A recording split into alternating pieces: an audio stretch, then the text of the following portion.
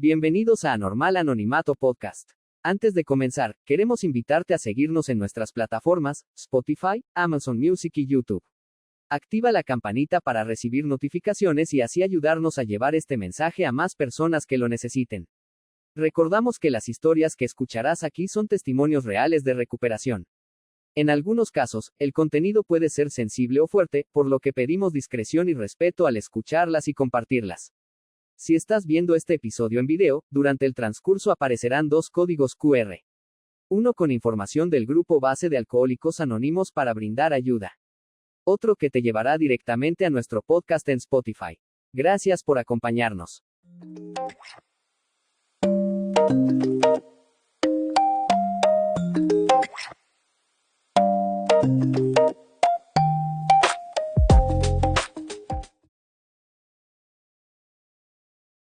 ¿Qué tal? Muy buenas noches, les saluda Abelardo, gracias por acompañarnos. Bienvenidos a su programa Anormal Anonimato.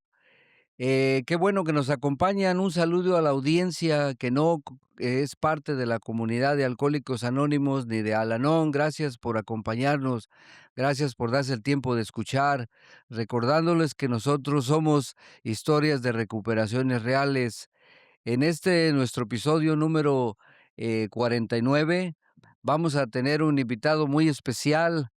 Y ustedes saben que yo los presento como especiales porque los alcohólicos somos seres que hemos sido elegidos para vivir dos vidas en una. Eh, Quiero saludar a la comunidad de Al-Anon también, muchas gracias. Gracias por siempre estar pendiente con nosotros. A todos los compañeros de la comunidad de Alcohólicos Anónimos, ojalá estén gozando de felices 24 horas. Como saben, nosotros somos personas reales, somos experiencias reales, personas reales, que brindamos el testimonio para cada uno que tenga la oportunidad de escuchar estos mensajes, se den cuenta de que hay una manera de solucionar el problema del alcoholismo y de la drogadicción también. Por allí, si usted nos está escuchando en un callejón, si nos va a escuchar por allí en una mansión y aún así tiene los mismos problemas que el que está en la calle con un carrito de las tiendas de basura, porque la enfermedad del alcoholismo no distingue absolutamente nada, ni razas, ni colores, ni credos, ¿sí?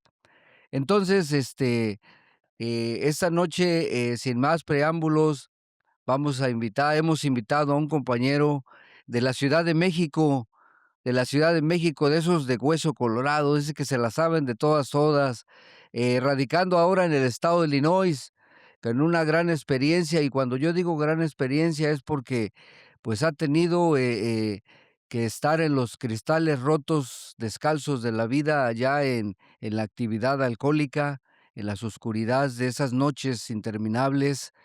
Y gracias a Dios, ahora yo sé que lleva muchos años también del otro lado del río, del otro lado del agua, donde los problemas no se acaban al dejar de beber, pero uno empieza a encarar todo con una manera de vivir con entereza. Julio, buenas noches, gracias por acompañarnos.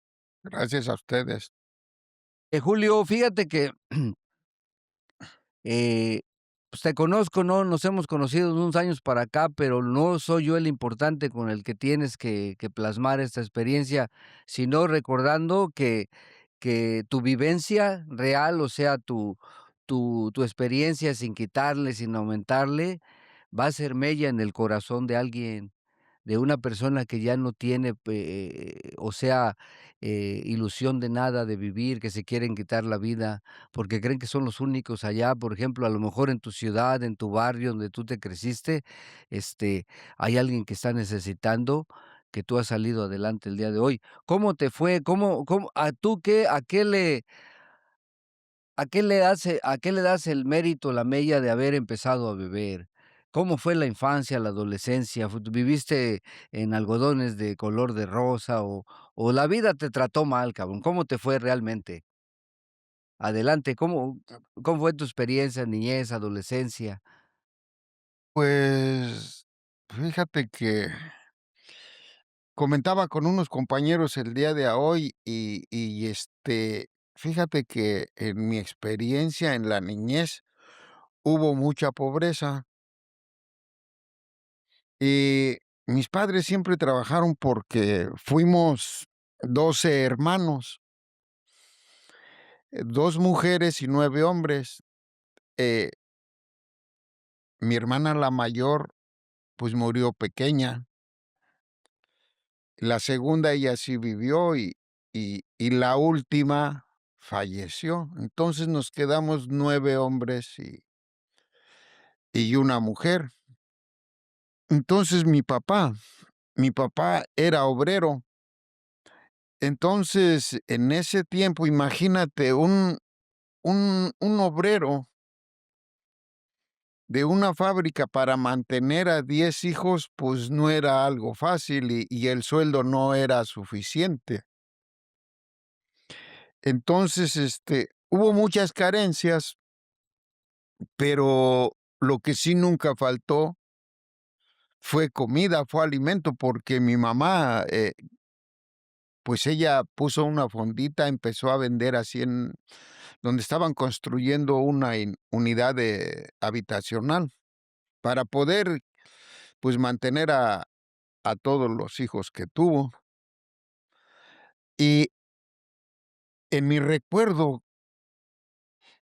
yo creo que tendría yo como unos 4 o 5 años. Nosotros donde vivíamos era un terreno así como de paracaidistas, donde llega uno y invade el terreno.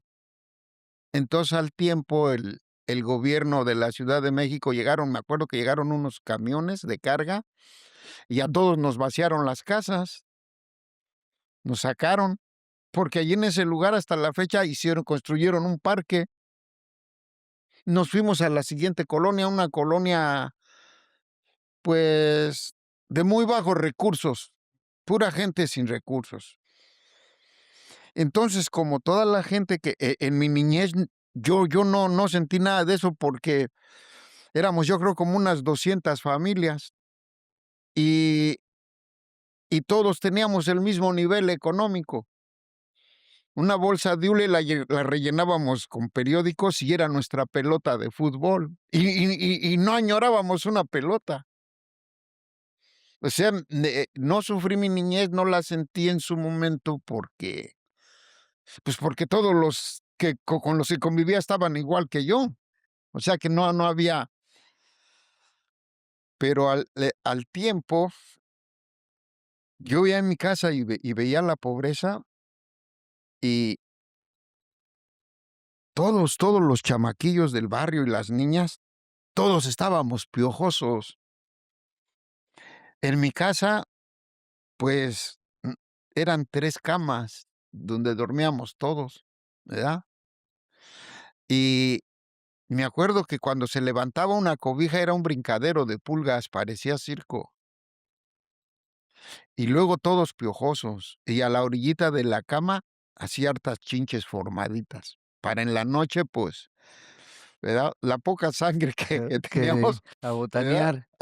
Y entonces, y yo no sé, pero como el piso era de tierra, habían unos agujeros y había ratas. El techo, me acuerdo, el techo de la casa, pues, era de lámina.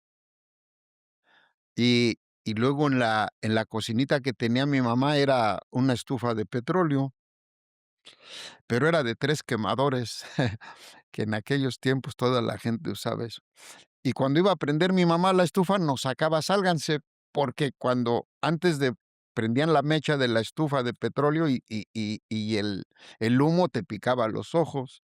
Entonces, nos sacaba mi mamá. Pero allá abajo de la estufa y una mesa que tenía al lado, un corredero de cucarachas. Y las ratas que salían. Entonces, en la noche, yo cuando dormía con mis hermanos, pues, me tapaba con una pues, me tapaba la cara con la cobija, y en la noche sí se sentía el corredero de ratas arriba de las cobijas. Ay. Entonces, como estaba escasa lo económico, pues, mi papá alcanzaba para unos zapatos de hule, y la gente que en ese tiempo usó zapatos de hule olían horrible los pies. Y luego yo le aventaba los pies a mis hermanos o ellos me los aventaban a mí porque así dormíamos cruzados. Encoge tus pies, cabrón, porque te huelen re feo. Pues a ti también. Entonces les pegaba yo un mordidón para que encogieran los pies en las patas, ¿ya? Y entonces en esos tiempos, construyeron una tienda de esas Aurrerá con un centro comercial chiquito hacia la y yo ahí me iba, a tirarles la basura a los de los negocios o dizque a limpiar carros, ¿verdad? O sea, la cosa era hacer un poquillo de dinero. Pero bien en el fondo de mí, eh, no estaba a gusto, no estaba contento, no estaba de acuerdo, porque sí había momentos en que me recordaba, cómo dormíamos, cómo en la niñez, pero, pues, yo no le podía reclamar a mis padres, no les podía reclamar, pues, ¿qué les iba a decir?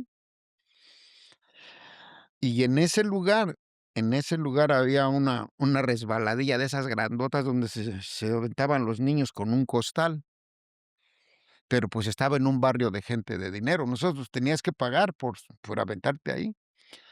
Entonces, ahí conocí a unos chamaquillos, igual como de mi edad, eran 2 eran hermanos y el otro era amigo de ellos. Y un día así en la tarde andaban ellos también ahí en el que dizque limpiando carros a la gente, ¿verdad?, que iba a la tienda o a los que se metían al restaurante Vips, de ahí de Aurrerá. Entonces, esos muchachillos, pues, esos niños igual que yo, decían que vamos a los costales y que vamos a los costales, y los costales era donde estaba la resbaladilla, en la tarde cuando cerraban, había un cajón como de madera, y en ese cajón abajo tenían escondida una botella, me acuerdo, eso sí no se me olvida, una botella que era de ese refresco Peñafiel, pero estaba llena de tiner. Ay, ay. Entonces llegaron 20 y me invitaron y me dieron mi estopa, ¿mm? Yo, en ese tiempo, yo todavía no cumplía 9 años, y agarré y me dieron mi estopa. Pues ya cuando se me bajó el efecto, ya eran como las 2 de la mañana, y empecé a llorar, pero como ellos estaban más maleaditos que yo, me empezaron a dar unas patadas, no sea llorón y cabrón y que, eh, pues ya, ¿verdad? Pero siento yo que yo continué porque al hacer contacto con esa clase de drogas, se me olvidaron las chinches, las pulgas, las cucarachas, las ratas, los piojos, todo. ¿Mm?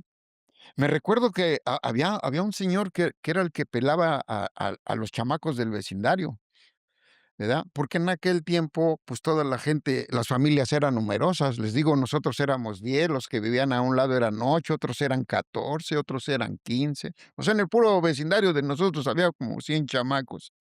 Entonces, claro que cuando llegaba el viejito que pelaba, que cortaba el pelo, pues, se rayaba, ¿verdad? Y me acuerdo que se ponía una bolsa de hule porque, pues, todos piojosos, pero yo siento que sentí una libertad cuando me empecé a drogar. Ya, o sea que adormecí mis sentimientos, es lo que el día de hoy entiendo. Adormecí todo. Continué drogándome y me acuerdo que una vez, me estaba drogando en un terreno hacia el otro lado donde vivía, con otros ya del barrio. Estaba inhalando resistol y me salía pues ya en la loquera me salía a media calle con mi bolsa. Y alguien le fue a decir a mi papá. Cuando llega mi papá, pues lo primero que encontró fue una varilla y me pegó un varillazo por la espalda. Y, pues, me descalabró, ¿verdad? Porque me pegó entre la espalda y la cabeza. Pero fíjense, hay veces que uno guarda un resentimiento y ni cuenta se da. Porque yo me recuerdo que esa vez mi papá cómo me veía, así le temblaban los labios, así blancos, así de coraje de verme, ¿verdad? Porque mi papá era un señor respetable allí en el barrio, pues, que lo conocían, que tenía buena reputación, pues, de una persona respetuosa y todo. Entonces, y fíjense que cuando vi a mi papá así, como que dije: "Esto es". se me hizo como una forma de venganza.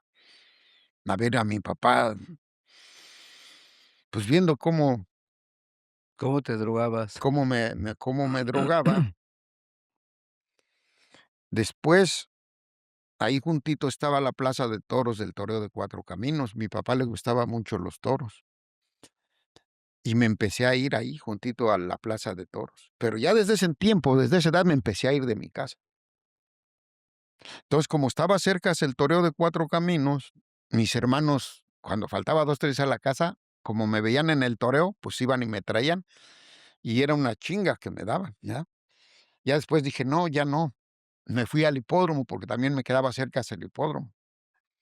Ya me fui al hipódromo y, ahí lo primero que hice, había unas bolerías donde iban la gente a bolearse.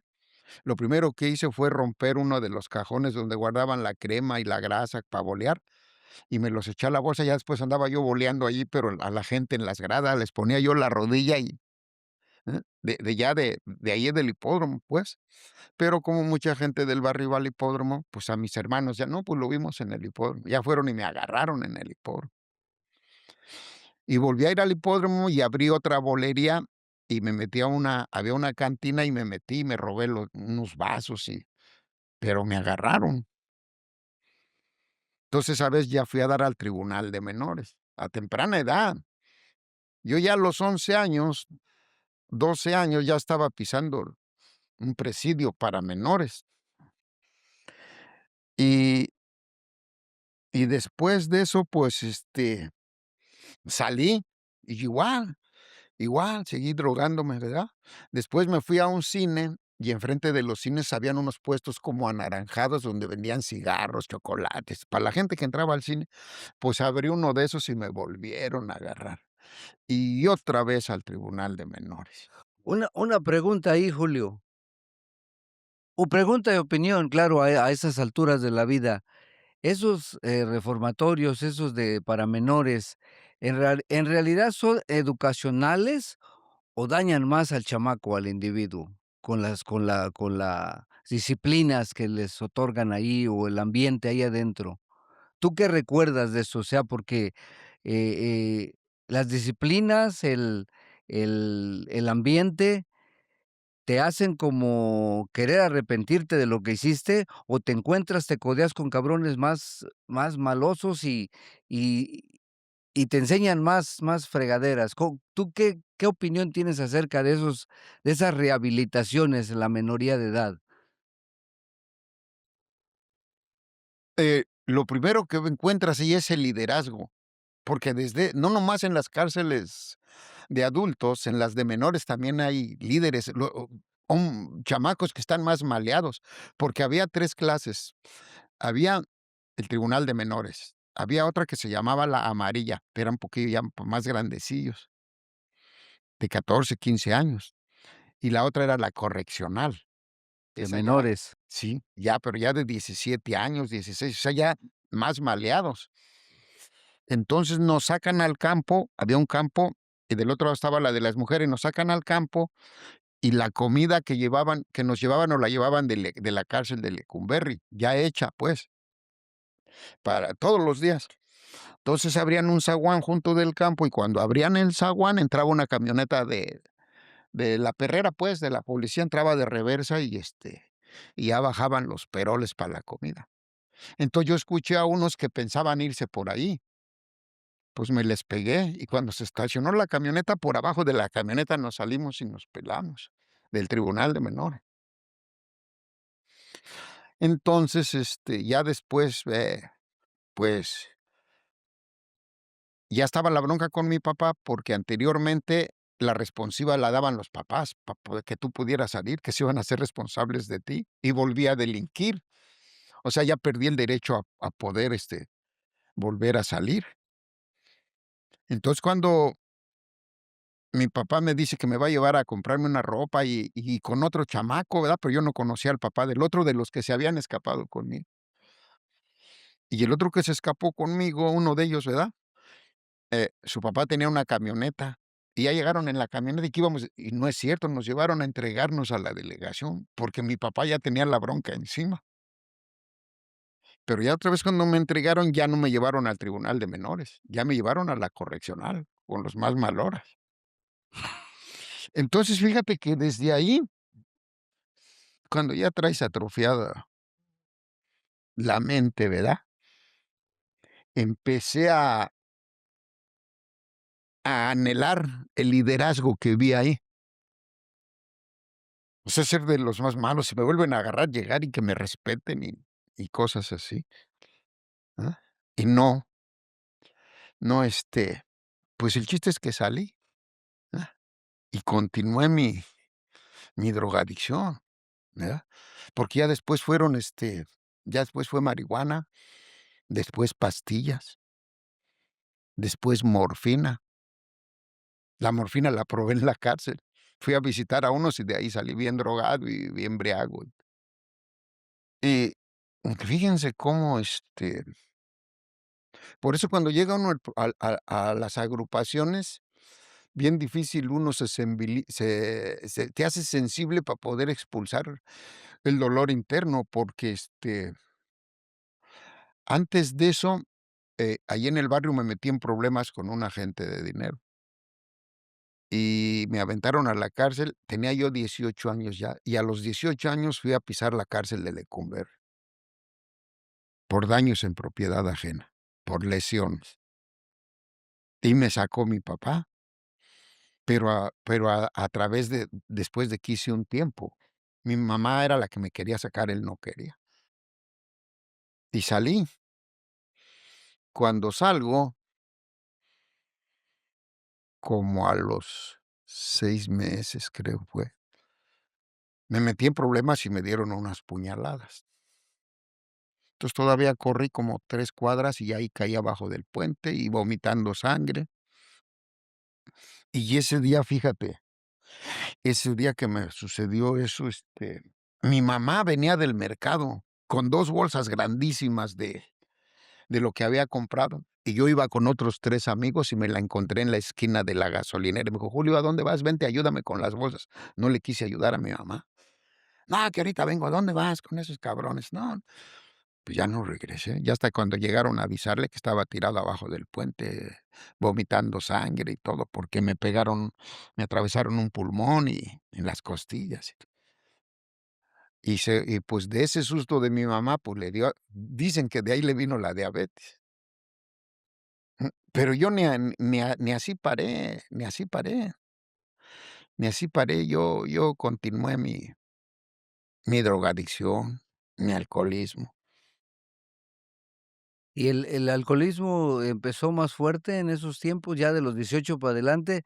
Y tú también fuiste como yo, de los que te engañaron, que te dijeron: "No, el que ya, encuentra mujer y se casa y ya se vuelve responsable, ya, madura, asienta cabeza". ¿También o sea, también te vendieron esa idea o no? Porque eso es de los barrios, yo soy de Jalapa, Veracruz, una ciudad grande también, pero lo que tú platicabas en la niñez, yo lo viví, cabrón, o sea, yo vivía en un pinche jacal, es más, tú cuando menos vivías con tus papás, cabrón. El pinche resentimiento cuando no se vive, cuando te sientes abandonado, no querido, cabrón, desde niño, y vives en un jacal, eh, cercado de filtros del ferrocarril, porque vivíamos cerquita de la estación del ferrocarril, unas colonias que se empezaron a armar, ya sabes cómo es, las ciudades se empiezan a agrandar, y, y ahí ese jacal, de 4 como 4 por 5 con filtros de ferrocarril cercado y lámina de esa de cartón, de esa que cuando hace calor, puta, es de esa negra fea que hace un chingo. Y sí, ¿para qué lo mismo, no? Somos, como dice la literatura, somos personas copias al carbón, porque a mí me a mí en esos tiempos recuerdo, que el abuelo se esforzaba. Yo viví con los abuelos y él le chambeaba, componía zapatos, le decían el calcitas, porque el viejo era un pinche viejo briago, ¿sí me entiendes? Él tenía siempre su litro de aguardiente y venía cualquier cabrón y o sea, que todo el día estaba consumiendo. Y pero, o sea, pues, de comer no faltaba. pero lógicamente que no había una buena alimentación, ¿sí me entiendes? O sea, lo que siempre que hay en el hogar, en donde sea, en la casa, hay una persona con problemas de alcoholismo, o sea, no se preocupan por la alimentación, ¿sí me entiendes? O sea, compran para comer y lo importante es llenar la tripa. Pero, ¿cómo te diré? En esas colonias uno, no tiene mucho para dónde caminar. Yo siempre digo en mis experiencias, lo único que te enseñan ahí, cabrón, es a beber, porque desde bien chavo a tomar alcohol y el único deporte que uno tiene en México, a algunos les gusta el box, yo entrené boxa de chavalillo, pero eso es disciplina. Entonces, me gustó el fútbol porque ahí, pues, hay que chupar siempre, cada vez que juega uno hay que entrarle. Entonces, el problema fue de que yo escuchaba yo que decían, ya de 14, 15, 16, 17 años, ya era yo bien briago y decía: "No, ahora que ya que tenga su pareja, su mujer, ya va a sentar cabeza". Pero no fue así, cabrón.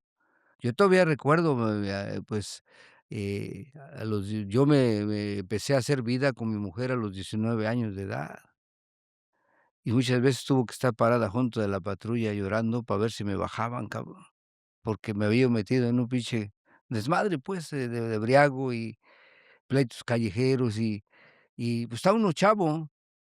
Pero uno nunca mide consecuencias. Pero no, a mí no me funcionó así, yo seguí. ¿Cómo te fue a ti ahí? Tú, ¿a los cuántos años te encontraste con el amor, o hiciste vida con alguna dama, o cómo te fue en el camino ya de la adultez, de ahí para adelante? Mira, yo no empecé a beber muy joven. Yo estuve más inclinado a las adicciones, Las drogas. sí. Y ya después, cuando empecé a trabajar ya en una fábrica y todo, fue cuando empecé yo a beber, ¿verdad? Yo desde niño le huía a mi familia, o sea, a mí no me gustó, las reglas de un hogar ni la disciplina, ¿verdad? O sea, yo elegí un camino que no era el correcto, por eso me fue como me fue. Cuando se elige un camino que no es el adecuado, el correcto, eh, pues no te va a ir bien, es es lógico. Fíjate que eso que preguntas, mm, me gusta decir esto, me gusta mucho decirlo porque yo así lo siento, y me da tristeza también haberlo descubierto demasiado tarde, a una edad que yo llegué a los 40 años a AA, tengo 70. Y fíjate que cuando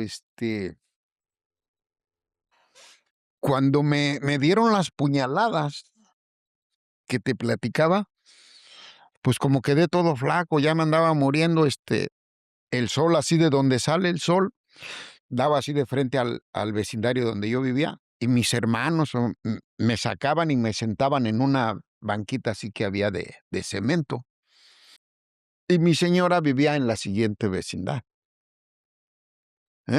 Pues, ¿la que iba a ser tu No, señora? no, la mamá de mis hijas. ¿Ya era tu señora? No, no, ¿O la que iba? sí. Tenía yo 18 años cuando me sucedió eso Oh, de que me apuñalaron, yo tenía 18 años. Entonces, ella vivía en la siguiente vecindad. Y, pues, ella pasaba por ahí, pues, iba a la escuela y estudiaba, y me veía ahí, porque donde yo viví, esa calle era la única calle que estaba cerrada en el barrio. Todas las calles eran calles normales. Entonces, todos los marihuanos del barrio y los malandrines, todos llegaban a fumar ahí, porque desde lejos veías a la judicial o a la policía, ya si entraban ahí, pues, no agarraban a nadie, porque, pues, ya conocíamos las vecindades y todo, y de por sí, pues, no entraban. Entonces, era como entonces, allá había mucha droga ahí donde fuera donde yo vivía. Salía yo y no faltaba quien estaba fumando, con su caguama, su cigarro, pastillas. Y ella me vio cuando me sacaban mis hermanos ahí, ¿no? O sea, más me quedaba viendo ahí todo flaco, pues, ¿verdad? Después, yo tenía poco de vivir ahí. Después ella veía cuando yo me andaba peleando con 2 3 me veía drogándome, me llegó a ver inyectando, y todavía se atrevió a relacionarse conmigo. Me invitó su hermano me invitó a los 15 años de ella, que fuera yo chambelán. Ah, pero ya después entiendo ahora ya por qué ellos tenían poco de vivir ahí y a sus 2 hermanos los traían en chinga. Y como yo era bien peleonero, ¿verdad? Mm, pues, era de los malandrines del barrio, ¿ves? Entonces ellos como que se refugiaron en mí y ya nadie se metió con ellos. Y antes de ser los 15 años, ya cuando la hice mi novia, ya ni a los 15 años sale. Ya aventé a uno de mis hermanos y todo, pues, al fin ya, ¿verdad? Y así fue como yo me relacioné con ella. ¿Cómo es que ella se atrevió a a andar, pues, a relacionarse conmigo, ¿verdad? No sé. Ya hasta después lo supe, ¿verdad? Cuando ya conocí a mi suegro, cómo era, ¿verdad? Cómo llegaba y les aventaba la comida, "Ya les traje de tragar", y porque el señor era buena gente, pero cuando se ponía pedo, pues, Era loco, sí, loco. loco, loco. Pues le decíamos el tigre de Santa Julia ahí en el barrio a mi suegro. Pero era buena gente, ¿verdad? Era buena gente, pero, pues, sabes que el alcohol lo transforma a uno. Y, a lo que voy es que, eh, lo que yo deduzco, ¿verdad? De esos momentos es que a lo mejor hay mucha gente que no le gusta escuchar esto, ¿verdad? Porque a veces se relaciona mucho con la religión. Pero yo pienso que lo que yo vine a aprender dentro de las agrupaciones, Dios ya me lo había puesto en el camino. Lo que nosotros hablamos aquí, que una vida útil y feliz. Yo lo relaciono así. Cuando Dios me puso a esa mujer, porque era muy guapa, tenía muy bonito cuerpo. Cuando Dios me la puso en mi camino es porque Dios quería algo bueno para mí. Después me dio una hija, después me dio otra, porque los adictos y los alcohólicos somos desgraciados, ¿eh? Porque yo cuando nació mi hija, lo que anhela es un varoncito, que sea niño, ¿no? Entonces la señora, como vio que yo era un verdadero desmadre, pues ya no quería tener. Yo, ándale, otro, ¿verdad? Y pues yo, un bebecito, un varoncito, porque la primera fue niña, ¿verdad? Y empezar a pensar y decir: "No, pues es que yo quiero un varoncito para que sea como su papá". Fíjate nada Hijo más, de qué poca madre. molde para ser Sí, demonios, hijo, fíjate, sí, sí, sí, oh. sí, sí. O sea, porque era el anhelo, pues, es el anhelo de uno. Sí, sí, la verdad que sí. Pero fíjate, yo por eso adoro a esa señora y la respeto y todo, ¿verdad? Porque cuando ella me dio mi otra hija, bien en sus adentros de ella tenía la esperanza y la ilusión de que yo iba a cambiar con otro hijo.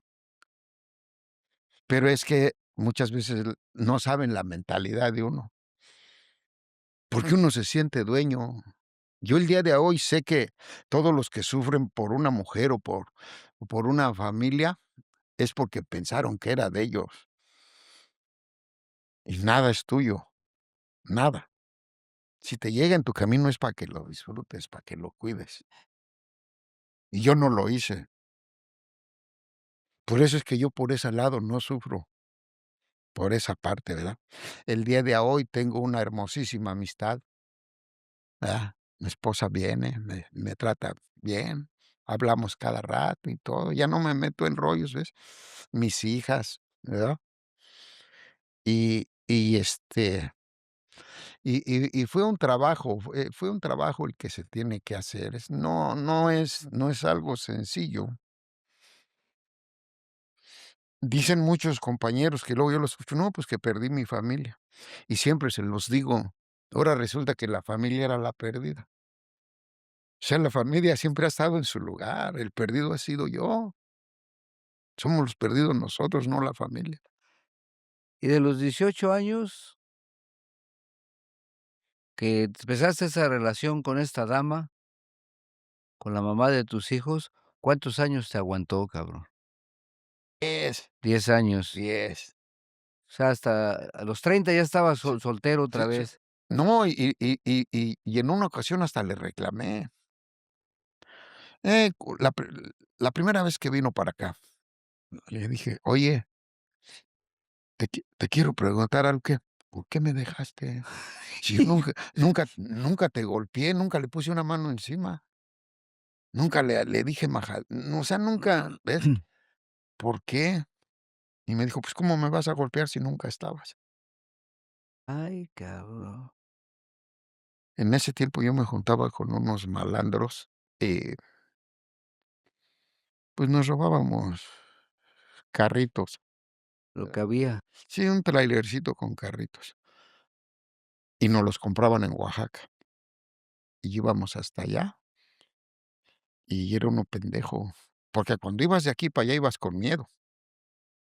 Llegabas allá, los entregabas, te daban una lana y unos kilos de marihuana. Y ahí venir de regreso desde Oaxaca hasta la Ciudad de México, igual, con el mismo temor, con el mismo pinche miedo, porque traías droga.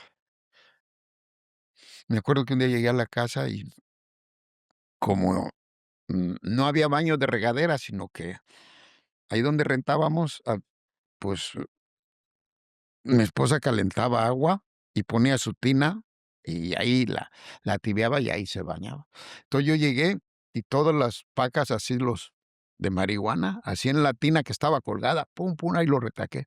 Pues, cuando fue a quererse bañar, que jaló la tina, pues, le cayó toda, y salió y agarró a mis hijas y se fue. Y yo le dije: "Pues, se fue a la casa de su mamá", ¿que por qué? Dijo: "No, me van a meter al bote junto contigo, vete a la". ¿Ah?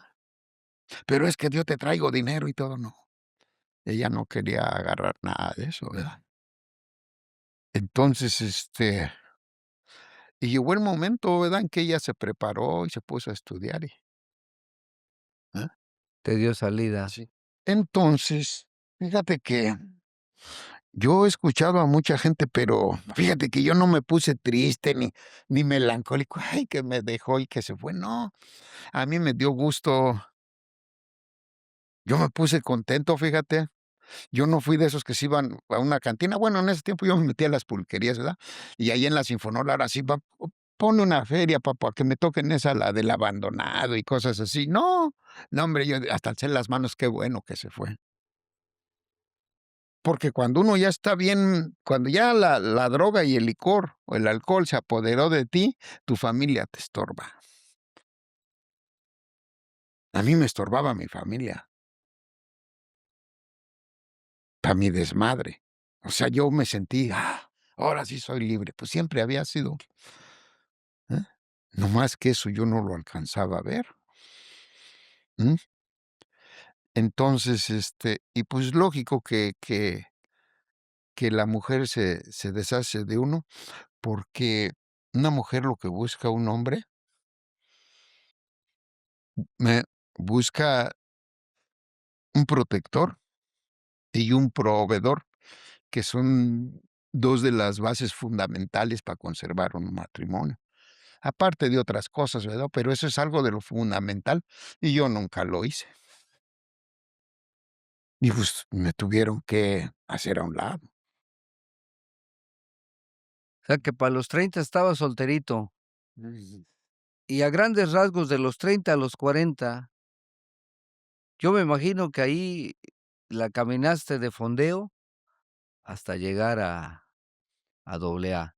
Llegas a los 40 años, dices, ¿no? Sí, fíjate que desde antes, mi hermano, uno de mis hermanos, trabajaba en una fábrica que se llamaba Industrias Steel, una fábrica grandísima, y él era de los delegados del sindicato, y tenían como 3 equipos de fútbol.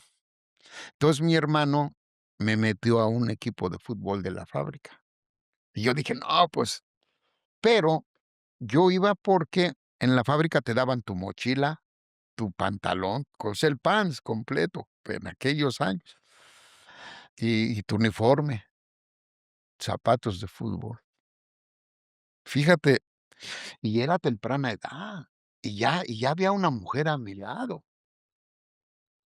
ya había una mujer a mi lado, y, una vez, fíjate hasta dónde yo ya había descendido, ¿eh? Pero el ego, el orgullo, no sé, eh, los zapatos de fútbol, ¿sabes qué les hice? Había unos 15 años ahí en el barrio. Con el cuchillo de la casa les corté los tachones y las orillitas esas blancas que tenían, con una navajita se las quité y los boleé, y con esos me fui a los 15 años porque no tenía zapatos, ¿eh? Y era una edad temprana, ¿mm? O sea, el alcoholismo y la drogadicción ya me estaban avisando que me iban a romper la madre, pero nunca creí que, ¿mm? Ahora fíjate que mi historia para venir a este país, ahorita recuerdo a lo que me preguntas, estuvo, pues, está curioso, o está medio raro, porque cuando yo me vine para acá, había uno de ahí del barrio que era militar y se salió del ejército y le dieron su lana. Pero como a mí ya me había dejado la familia y yo vivía en el centro allá con otros drogadictos y borrachos allá atrás de la catedral de la Ciudad de México. Entonces, él y otros de ahí del barrio habían quedado que se iban a ir a Tijuana. Yo no sabía nada de eso. Entonces llego y pues ahí en el barrio me iba, ¿verdad? Y andábamos medio briagos, pero este cuate traía un garrafoncillo de esos de Bacardí, que antes venían como un forro como de plástico, que son como de 3 litros, y una botella de tequila Sauza y como 4 naranjadas de esas de al litro. Y andaba pedo, y él habían quedado que se iban a ir a Tijuana, y yo llegué y estaban en la plática, y les decía: "Vámonos, y que vámonos, órale. No, que mañana, y que no, pinches jotos, y que". Y me dice: "Vámonos, güey". Le digo: "No, pues yo no tengo feria". "Pues yo traigo, güey, no hay pedo, vámonos". Pues, órale, pues. Ahí mismo, pero yo ya estaba bien metido en el alcohol.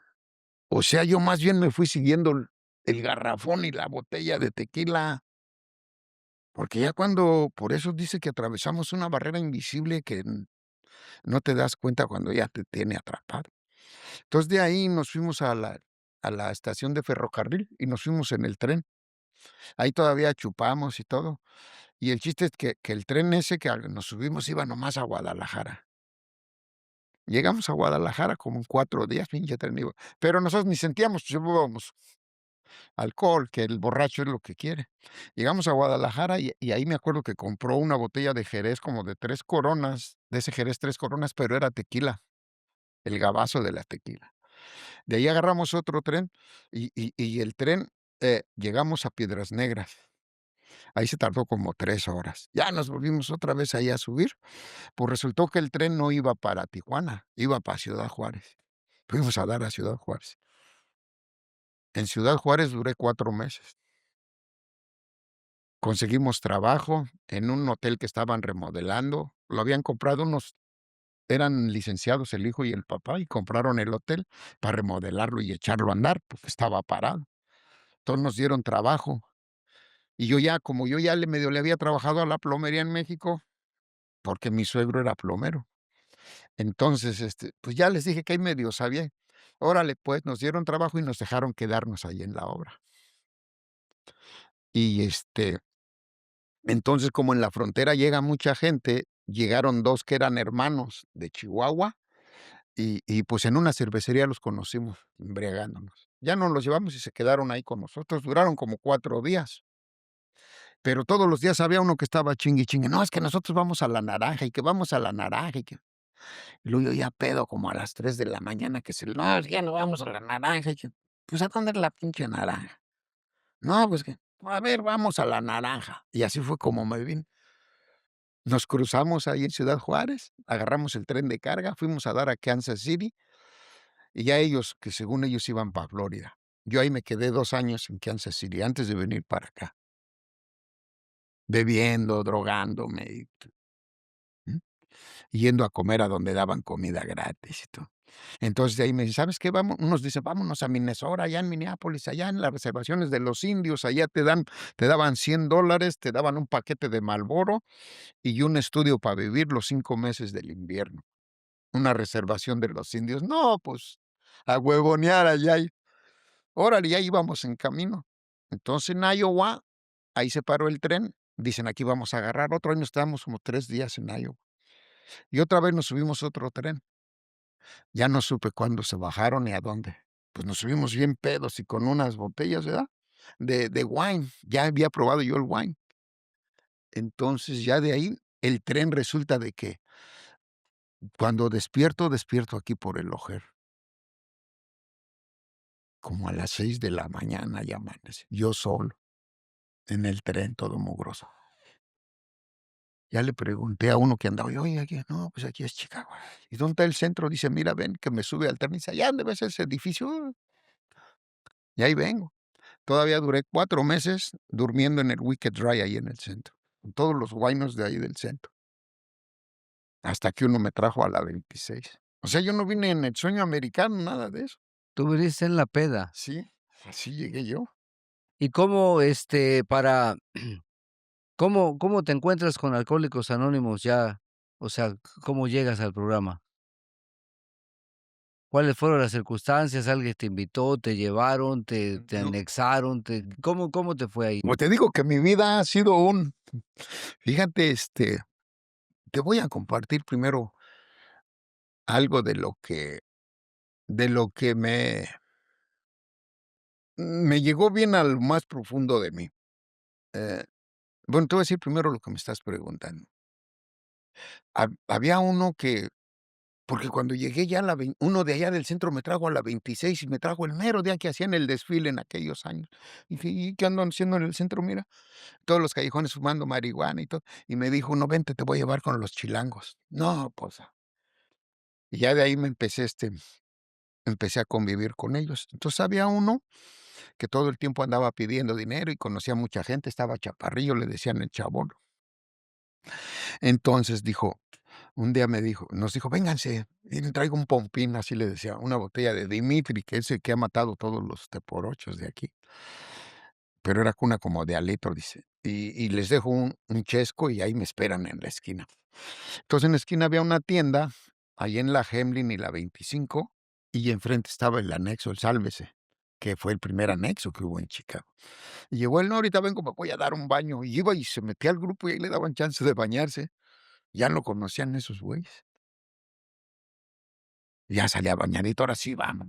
Pero, pues, estaba la terapia, ¿verdad? O sea, el Tomás, órale, güey, ¿verdad? Y, y ya, pues, yo sabía que ahí se iba a bañar, ¿verdad? Pero yo nunca me dio, ¿verdad? Entonces, en una de esas, me voy a Kenosha, me vengo a Kenosha con otro borracho de allá que nos trajo un señor para acá. Y en Kenosha duramos como unos 2 meses, creo. Y eso porque un gabacho nos llevó con un árabe que tenía una licorería y era cantina también, pero la cerró. Y nos dijo el gabacho: "Los voy a llevar con un amigo porque les va a dar una lana porque limpien". Y llegamos y ya se había llevado todas las botellas buenas, ¿ves? Pero las otras, las que estaban a la mitad y todo, pues esas según las iba a tirar. Y las cervezas más corrientes. No, pues todos nos lo llevamos al basement donde nos dejaba quedar el gabacho. Y ahí duramos como 2 meses, pues teníamos licor. Entonces, en una de esas me dice mi compa: "Vamos de vacaciones a Chicago".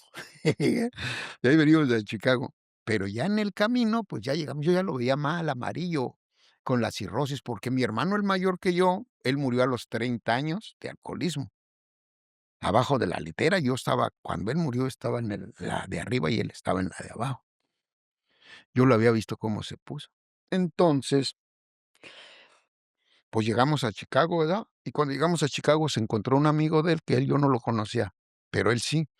Andaba en una van y andaba solo y traía una botella de Presidente y una de Tequila Sauza, que había sido su cumpleaños, y andaba solo en la van, ya sabes cómo es el borracho. Y ya nos subió a la van, nos subimos, no, pues, y nos regaló $50 a cada quien, sacó uno de 50 y órale.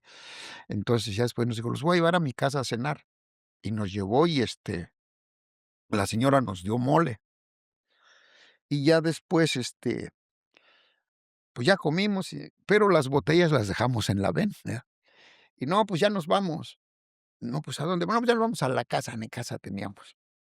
Yo llegué en el mes de noviembre, una semana después de mi cumpleaños. Yo llegué un 26 de noviembre, yo cumplo años el 18 de noviembre. Entonces, fíjate cómo, o sea, cómo es la enfermedad, ¿verdad? Ahora, Le dice la señora a su esposo: "¿Sabes qué?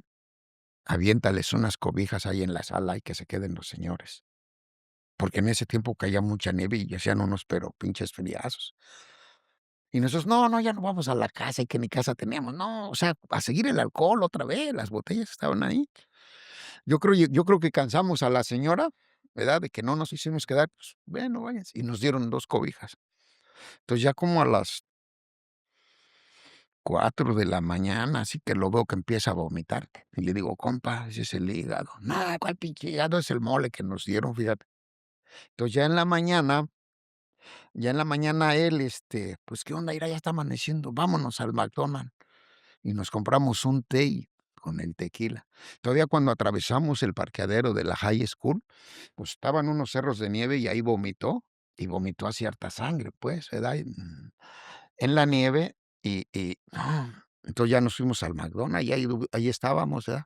Después me dijo: "¿Sabes qué? Voy al baño", y se fue al baño, pero yo vi que se tardó mucho, y fui, me asomé, y abajo del baño había un puñote de papel del rollo ese grande de que lo vi que andaba limpiando, o sea, todo ya había vomitado el baño. Entonces llegó un señor que era paisano de él de Ciudad Juárez, porque él era de Ciudad Juárez. Ya le dije: "Oiga, ¿qué cree que el compa se hace a poco?". Ya fue lo vio, ya le habló a la ambulancia y se lo llevó. Entonces, ya me quedé solo con mi vaso de té con tequila. Ni me lo terminé. Como nos había dado $50, me fui a la esquina a una tienda que vendían licor y me compré una caguama, nomás le tomé como 2 tragos. Ya no me supo a nada, dije: "¿Y ahora qué hago?". Dije: "Ah", dije: "Voy a ir allá donde le dan chance de bañar al chabolo, o sea, al sálvese". Y llegué y me metí al grupo, y ahí me senté en la orilla, y después llegó el Tomás.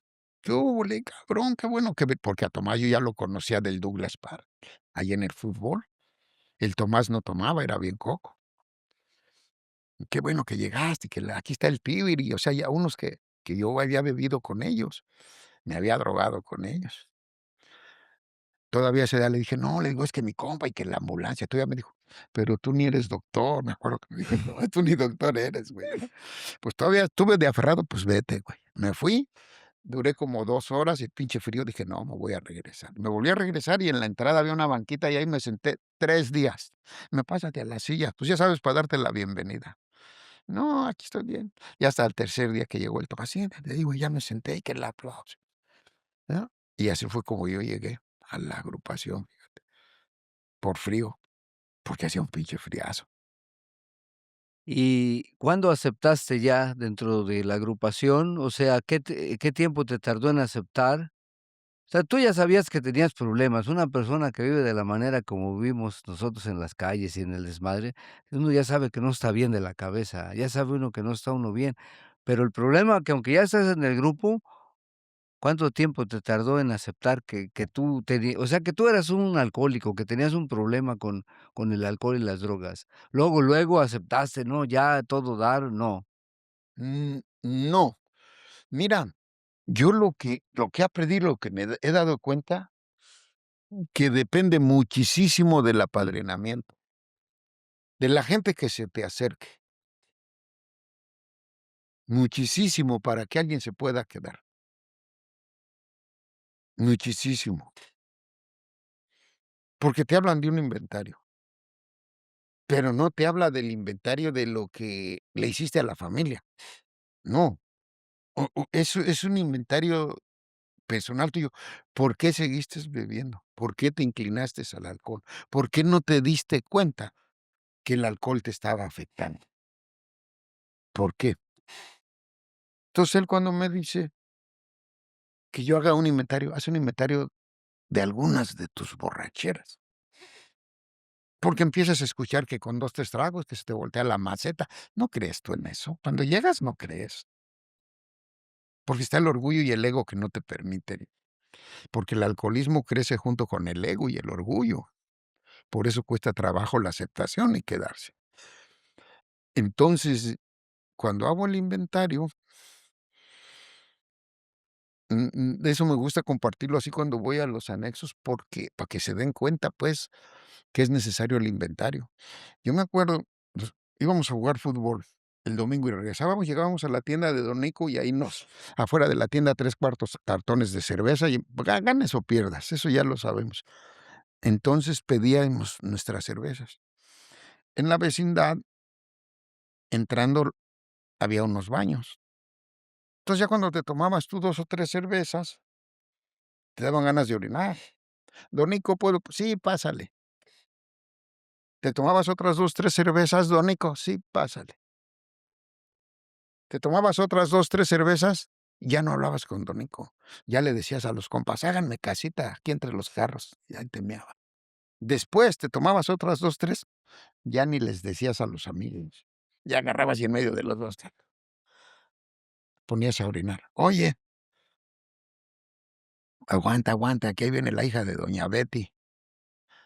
"No importa, deja, ahorita se la presento, que la conozca de una vez", y ya. O sea, y fíjate cómo ya el licor te volteó la maceta. Cómo empezaste pidiendo permiso y terminaste valiéndote madre. ¿Mm? Entonces, esa es la importancia del inventario. ¿Y cómo estás, el camino de la recuperación ha sido fácil para ti? ¿Ha sido sencillo el camino de estos años de sobriedad? O sea, ¿todo se te presentó de color de rosa o, o le has tenido que picar piedra? O sea, ¿cómo te ha ido? O sea, ¿cómo es Julio el que ha saboreado la sobriedad?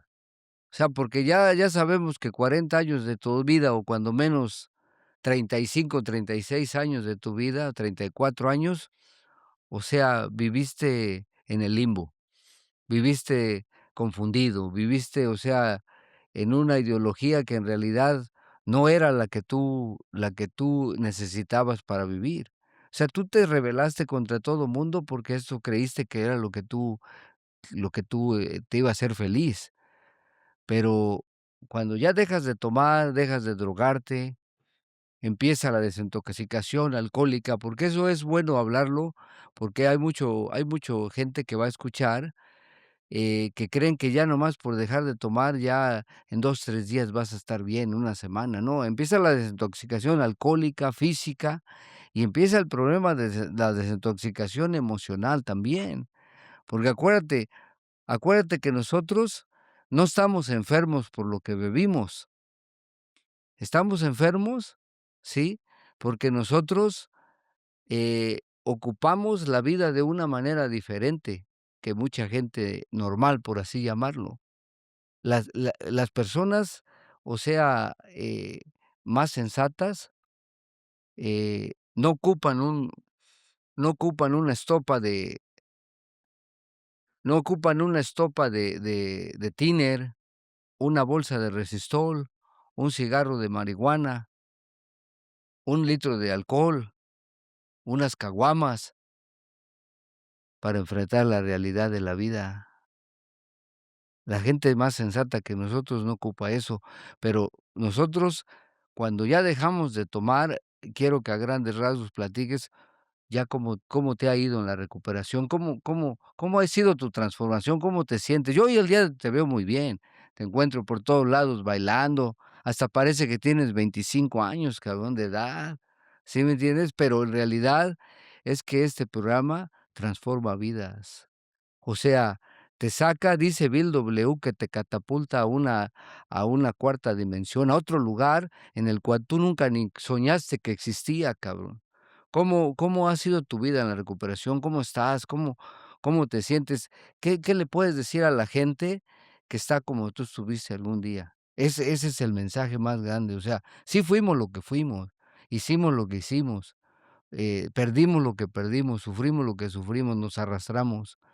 Visitamos, cárceles, dormimos en esquinas, en bajos de puente, lo que sea, pero una persona que está ahorita en ese dolor, lo que quiere escuchar cómo le hizo para salir y cuáles son las cosas positivas que te da este programa si tú te apegas. O sea, si tú conviertes la desobediencia y la rebeldía en obediencia. O sea, ¿cómo te ha ido? Eso es lo que quiero que platiques en los últimos minutos. O sea, la etapa de la sobriedad, cabrón, que les regales eso a la gente, a los que están sufriendo, cabrón, y que están llegando ahorita a los grupos y que no se quieren quedar como tú. A lo mejor tú regresaste por el frío, pero otros no, o sea, otros no se quieren quedar porque el ego, el orgullo, la vanidad, el creer que todo lo pueden.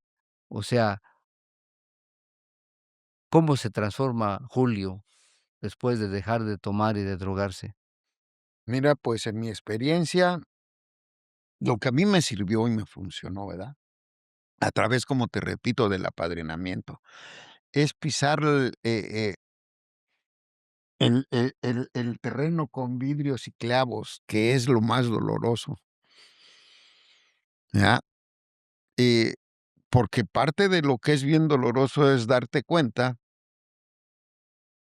que tu peor enemigo de ti ha sido tú, ¿verdad? Entonces, desde ahí, fíjate que, yo en mi proceso de lo que te hablaba del inventario, a mí algo que me dolió mucho y me empujó a un cambio fue que, cuando yo hago mi inventario y llego a los 35 años de edad, 36 años, haciendo un inventario, pues, desde que me recuerdo y me doy cuenta que ya desde los 36 años pierdo la cuenta. ¿Dónde estaba yo cuando tenía 37? ¿Dónde estaba cuando tenía 38 años? 39, hasta llegar a los 40. ¿A dónde estaba? Que es la etapa de tu vida, la mejor etapa, cuando debes de estar fuerte como pinche roble, ¿eh? Vengo a darme cuenta que esos años, los mejores años de mi vida, quedaron en una banqueta, quedaron en un callejón, quedaron estirando la mano. Ahorita que hablabas del carrito, yo traje mi carrito del Ayul. Luego se me perdía o me lo robaban ya lleno de botes, porque yo juntaba botes en la noche, yo no lo juntaba en el día. Por eso hablo del orgullo, fíjate cómo es de traicionero, porque yo, según yo, juntaba botes a medianoche, yo me levantaba a juntar botes a las 11 de la noche y le paraba como a las 6 de la mañana. Según yo, para que no me vieran los que me conocen, sino dónde iba a quedar mi reputación. Y los que me conocían era puro borracho, marihuano, huevón, ladrón. Fíjate, pero Sí, la pinche mentalidad que yo ya traía. Entonces a mí me lastimó mucho eso. O sea, los mejores años de mi vida, haberlos botado en una banqueta. Fíjate, en una ocasión me recuerdo que hacía un chingo de calor y estaba yo tirado en la banqueta, allá afuera de la licorería de Morenos, y hasta con una miadota hacia mi alrededor, me había miado ahí tirado. Entonces, en ese tiempo, no sé si te acuerdas, había mucha gente de los suburbios, como no había muchos productos mexicanos como hoy, toda la gente iba a abastecerse allá a la 26. ajá. Entonces me acuerdo que ese día que estaba en la banqueta, venían, yo creo que sí eran 2 o 3 familias, pero eran mujeres, niños y hombres. Entonces me estaba pegando tan fuerte el calor. No sé si hayas visto que luego pasan los camiones de la basura, eh, juntando la basura de los botes que ponen en las esquinas, ahí en la 26. Entonces me recuerdo, escuché así como que ya había despertado y escuché una señora que les dijo: "No sean malos, hagan ese señor allá la vueltecita a la sombra", porque yo ya estaba sudando así del calor, pues, que me estaba pegando. Se va a morir ese señor ahí. Se va a ahogar el güey. Entonces, fíjate lo que dijo un cabrón, le dijo: "No, ¿cuál allá la sombrita? De una vez, pues, aquí al camión, pues, ¿qué no ves que es una basura este güey?". Y yo lo oí, y se me quedó porque hasta la fecha lo recuerdo. Y ese espacio que tenemos los borrachos en la mente, tenemos mucho espacio Vacío. vacío. Sí. ¿Por qué se me quedó eso? ¿Por qué todavía lo traigo? Porque lo registró mi mente. Que era necesario que lo Por escucharas. eso hay gente que en las agrupaciones dice: "No, que mi capacidad", no, su capacidad es infinita. Ahora sé eso, que mi capacidad es infinita. Entonces tengo que buscar lo que me beneficie a mí y los que están alrededor de mí. Ahora, respecto a la pregunta que que que me estás haciendo, eh pienso que Pues ojalá y la gente lo entienda porque solamente pienso que eso no solamente llegando ahí nosotros lo sabemos, ¿verdad? De lo cuando la gente que se va y escribe y que su cuarto y que su quinto paso, yo los veo igual hasta peor, pero sé la razón. Bueno, la he aprendido. Yo todo lo que pueda decir, yo lo he aprendido aquí. Nada es mío. Y el verdadero la verdadera sanación, porque yo creo en la sanación. Yo soy un hombre sano, pero ¿cómo encontré la sanidad? Dice el programa que el crecimiento es a través del dolor, pero ¿dónde está la sanación? La sanación se encuentra detrás del dolor, que es necesario que pisemos nuestro dolor para poder tener una sanación. Y el dolor, el mío, fue lo que le causé a mi familia. Por eso esta gente que está en esas agrupaciones, porque el verdadero trabajo está en el 8 y en el 9 paso, para que encuentre yo la paz y la tranquilidad. Así me guiaron a mí, no sé si esté yo equivocado, pero hasta el día de hoy a mí me ha funcionado, porque yo dejé a mi familia abandonada por muchos años. Cuando me enfrenté a Dios me trataron de lo peor, como no te imaginas, ¿ah? Con mucho desprecio, con mucho rechazo. Pero yo no me rajé, porque ustedes me dieron la fortaleza que yo necesitaba para seguir en ese camino, para sanar a mi familia. Porque el resentimiento que yo les crié, se los crié yo. Me lo tienen que arrojar a mí, para sanarlas a ellas. O sea, como la amistad y el cariño y el respeto que mis hijas me tienen el día de hoy, fue necesario que ellas expulsaran el veneno que yo les crié y que me lo expulsaran a mí, porque yo fui el responsable. No el culpable, pero sí el responsable. Entonces, el día de hoy, a través de haber hecho ese trabajo con mi familia, que no fue sencillo, ¿eh? No fue nada sencillo, ¿verdad? Y enfrenté la reparación de los daños lo más que se pudo. Por eso el día de hoy, eso es lo que me ha ayudado a sentirme diferente, a cómo me sentía antes o a estar diferente a como estaba antes, ¿ya? Eh, es que también en el programa hay opiniones, hay trabajos que unos hacen de un modo, otros de otro, unos los ven de una manera, otros de otra. Yo siempre les he dicho: "¿Me invitas a tu aniversario?". Okey, sí, sí voy, pues sí, pero te voy a decir una cosa, si no está presente tu familia, no vale, para mí, no sirve, porque yo te puedo decir muchas cosas, pero el verdadero testimonio lo tiene mi familia. Y yo siempre que he hecho mi aniversario, mi hija, la que está aquí, o cuando han venido mi otra hija, mis nietos, ellos se suben, ellos dan el testimonio de cómo soy yo con ellos, cómo me la llevo yo con ellos. Yo he sido muy criticado con gente de mucho tiempo, más tiempo que yo en las agrupaciones, por la manera en que yo me expreso. Pero yo comparto contigo ello porque te voy a decir algo. Yo les digo a los compañeros: "Miren, compas, aquí en el grupo es el hospital más grande que hay en el mundo. O sea, aquí es donde llegan los enfermos, aquí vengan a hablar su dolor, aquí miéntenmela a mí si quieren o al que quieran, hablen las majaderías que quieran, desahoguen su dolor, para que no vayan a hacerlo allá, porque ya lo hicieron durante muchos años.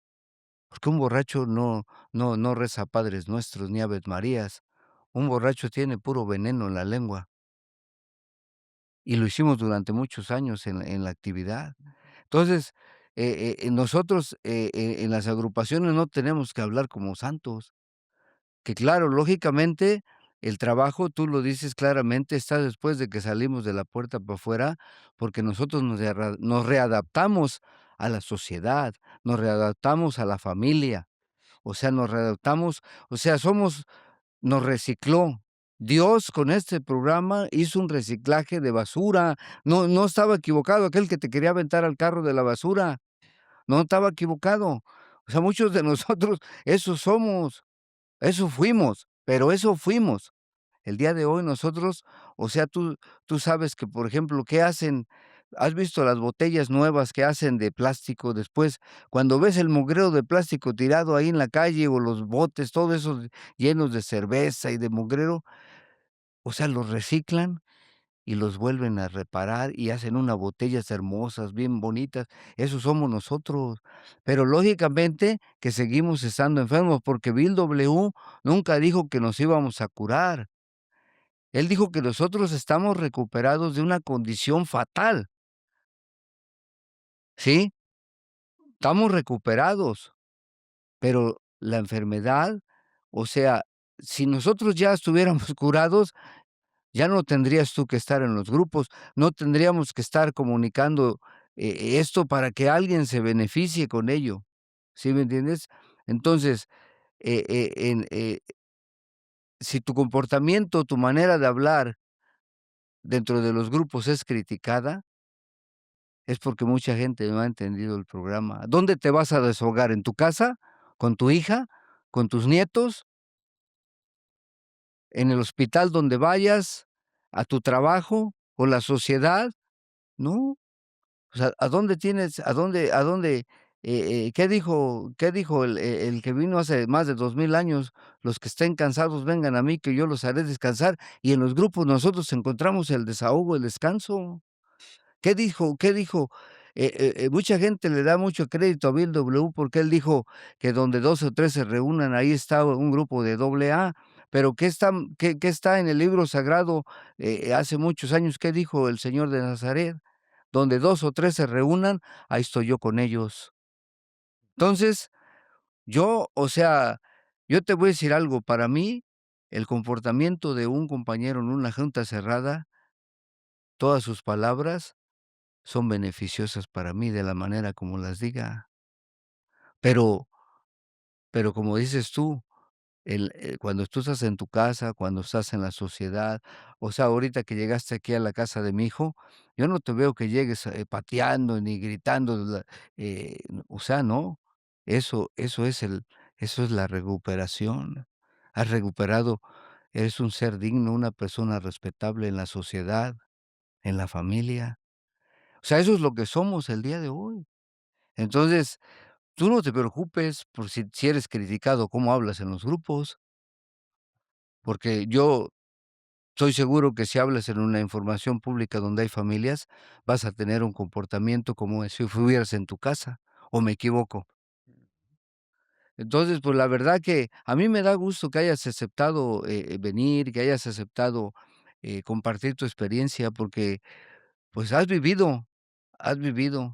Y yo, la verdad, tenía muchas ganas de que quedara tu historia plasmada, porque te vas a ir y nos vamos a ir de este mundo todos, pero esto va a quedar ahí por el resto de la vida. Un día lo va a escuchar tu nieto, tu bisnieto, y va a decir: "Sí, mi abuelo fue una persona que estuvo en las grandes amarguras de la vida, pero tengo mucho cariño y respeto por lo que terminó siendo", ¿o no? ¿O me equivoco, Julio? No, eso es. Entonces, pues, la verdad, para terminar, dale un mensaje de esperanza a la gente nueva que viene llegando, al que no quiere llegar, que ya lleva 20, 25 años bebiendo y que cree que doble A no es para él, o drogándose. ¿Qué les puedes decir a toda esta gente para terminar este programa? ¿Qué les puedes decir? Pues que hay una solución y la solución son estos programas para cualquier tipo de desajuste en la vida, ya sea emocional, espiritual, y ajustar su vida a a una nueva vida, sí se puede. Para aquella persona que tenga adicciones o alcoholismo, sí se puede, sí se puede. Yo nunca pensé que yo iba a poder salir. Yo duré 3 años en el puente, 2 años y medio en el puente de la Cícero y el 55 ahí abajo. y año y medio en la Ketsi, igual el 55, y juntando botes con talla 28 de la cintura y traer un pantalón talla 40 enredado, amarrado con un mecate, con 35 años de edad, 36 años de edad. Y el día de hoy soy una persona diferente, ¿eh? Y todo eso ha sido gracias a este bendito y maravilloso programa, que sí se puede, ¿eh? Así esté tu alcoholismo haya llegado a los niveles más altos o tus adicciones, hay una solución. Y la solución es este bendito y maravilloso programa. Para nosotros no hay otro más que esto. Es todo lo que yo les puedo decir el día de hoy. Gracias, Julio. Gracias por tu mensaje. La verdad que ahí está, para todas aquellas personas que van a escuchar, la experiencia de Julio, que nos van a escuchar. Si usted está sufriendo en un callejón, está sufriendo en su mansión con esta enfermedad tan atroz que es el alcoholismo y la drogadicción, o sea, nosotros estuvimos allí. Y nosotros somos testimonios vivos de que se puede salir adelante. El día de hoy, aquello para podernos tomar el siguiente trago, el día de hoy caminamos con la frente en alto. Saludamos y somos saludados con respeto en la sociedad. Hemos sido reintegrados a las familias que en algún momento creímos que nunca pudimos darles una buena satisfacción de vida. Hemos sido reintegrados. Usted también puede ser reintegrado, no está todo perdido. Lo más importante es de que toque la puerta de un grupo. Y por eso hemos iniciado este programa, ya tiene un año, ahorita en marzo cumplimos un año de estar funcionando, y decirles que los esperamos en cualquier parte del mundo donde se encuentre Alcohólicos Anónimos. Es como un árbol gigante con ramas que están por todos lados del mundo. Usted no está solo, usted no está sola. Siempre recuerde que tiene una mano amiga que lo está esperando. Muchísimas gracias por escucharnos. A mis compañeros en Alcohólicos Anónimos, que tengan felices 24 horas. A la comunidad de Al-Anon, gracias también, porque ustedes son la otro lado de la moneda. Todos los daños que ocasionamos como personas desajustadas, lo decía Julio. Y a Julio no me queda más que agradecerte. Gracias por haber participado. Buenas noches. Como siempre, despido el programa diciendo: obedezca a Dios y deje las consecuencias en sus manos. Julio, gracias, buenas Gracias, noches. gracias a ustedes.